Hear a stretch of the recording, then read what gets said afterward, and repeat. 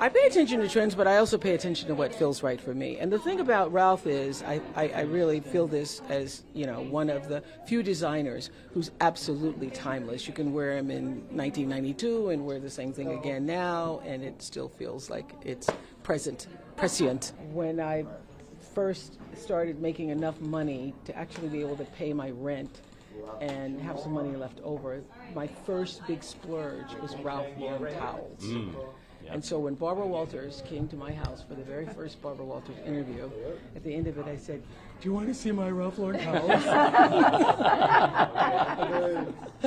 And she said, "Sure." I guess she was used to towels. But I think, growing up for me, he was the standard, not just for dressing, but for home life and for what it meant to be surrounded by beauty and excellence and form and structure and appreciating everything about your own life.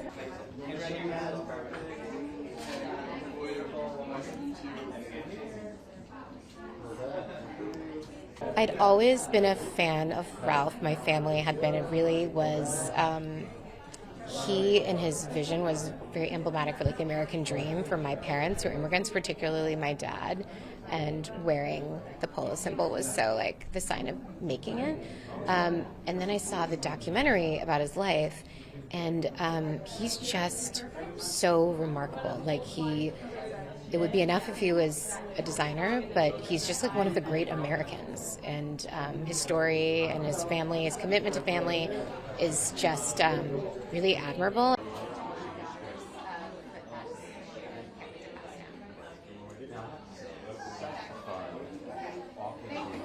And to be a part of such an incredible family of heritage, style, and life and culture. Happy to be not only an observer today, but also to a friend of the family with the Ralph's Club New York fragrance launch. So here supporting that this week, talking about it and the creation of it and our collaboration together and all the wonderful things that we were able to do together.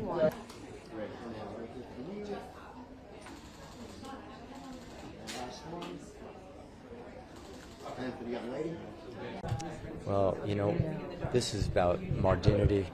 It's bold, graphic clothes. We didn't take a trip anywhere in the world this time. It really was about the fabric, the details, the craftsmanship. And you have to look closely to see the leather work and the details because it's exquisite.